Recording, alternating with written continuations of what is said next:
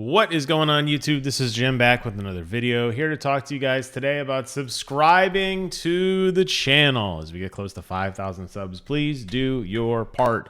If you're watching this video and you are not a subscriber and you like the content, it takes like less than a second. Plus, once I hit 5,000, you'll never see me ask again until we get to 10,000. All right.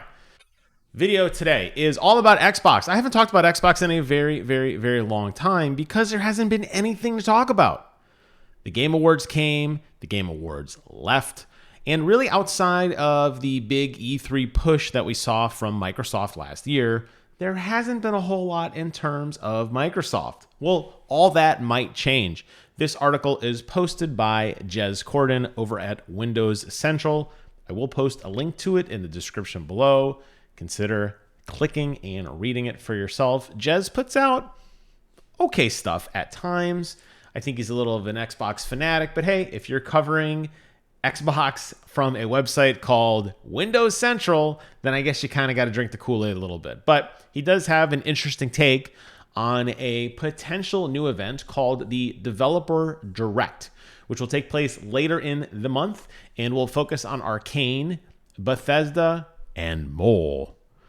Really, Arkane and Bethesda, honestly, though, just as a brief tangent, they are really one and the same. I mean, yes, Bethesda, how that old arrangement used to work with Bethesda and the publishing arm of ZeniMax and Bethesda Game Studio, Bethesda Softworks. Honestly, Bethesda and Arkane are the same. You look at the games that they make, you look at how Dishonored plays compared to how Skyrim plays. It's very clear that those two are in incredible alignment. I digress. What do you need to know? A new Xbox showcase has been rumored for some time now, and we believe we may have concrete information. It's called the Xbox Developer Direct and will feature content from Xbox and Bethesda. The show should go live January 25th at 12 p.m. Pacific Standard Time. Of course, it's subject to change. Games that are expected to appear include Redfall, Forza Motorsport, and Minecraft Legends. And this may be an intimate look into the major games of 2023 as Microsoft seeks to ramp up transparency and frequency, which, let's be honest here, guys, Microsoft has done a horrendous job. Yes, Game Pass is and continues to be a phenomenal investment, hands down.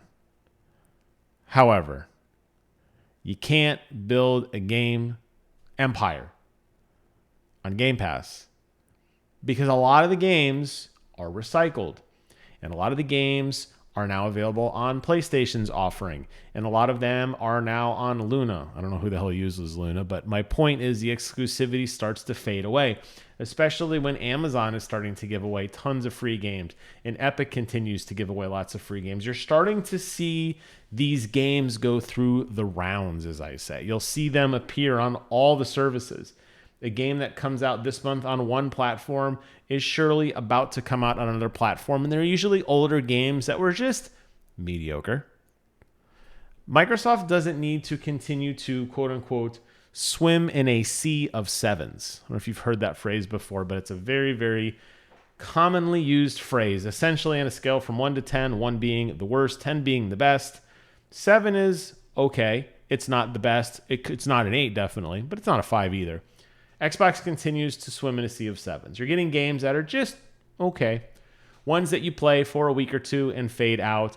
Games that come to Game Pass that build up a lot of hype and excitement usually aren't what we thought they would be. I'm looking at you, Warhammer 40,000. Despite the fact that I loved that game when it came out, it became very samey very quickly, and I moved on, just as an example.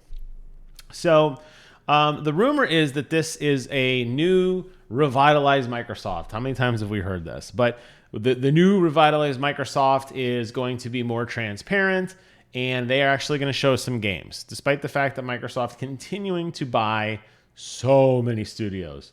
And you really look at what their first-party games have been, and they're not even that great.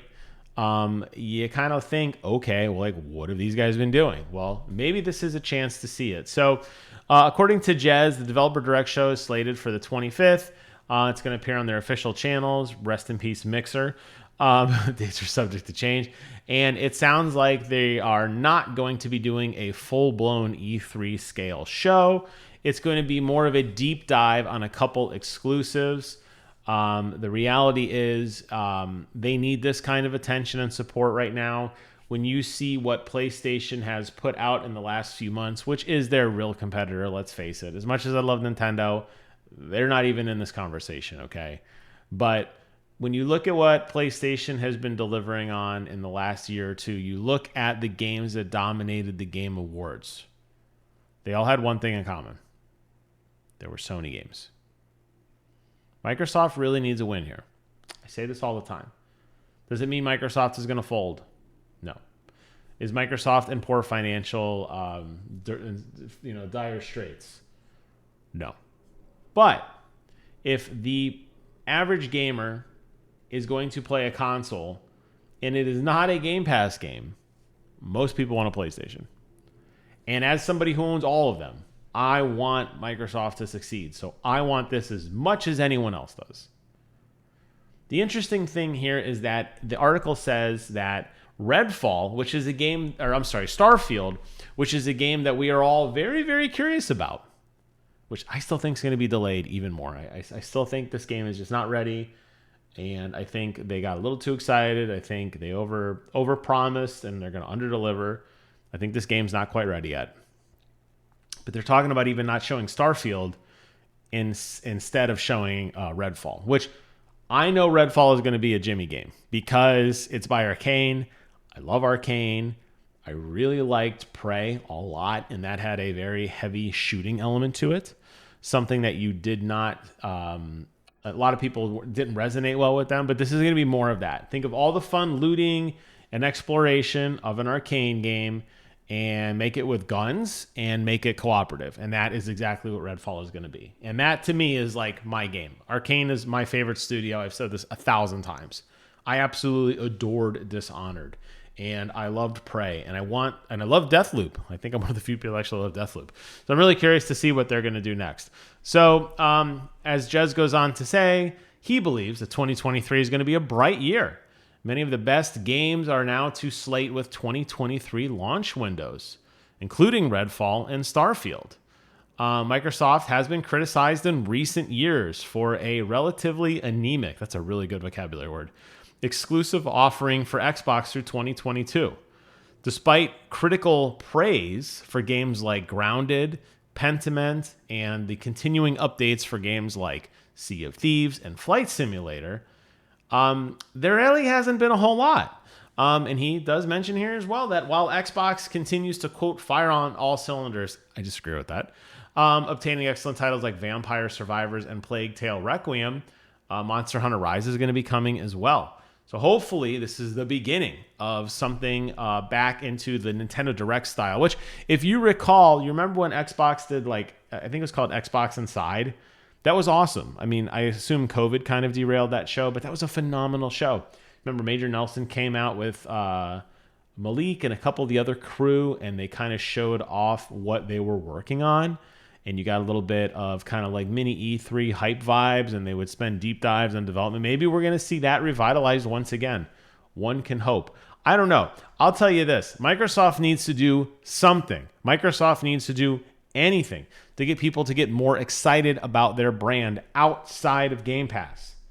Game Pass only takes them so far. And I know people are going to argue with me in the comments and tell me that I'm a Sony pony. Yes, I am a Sony pony. But I also demand more from Microsoft. And let's face it, they have not had a good 2022. This is a great time to fix that. So let me be a believer. Thank you guys so much for watching. Take care of yourselves. And until next time, I will see you guys on the other side.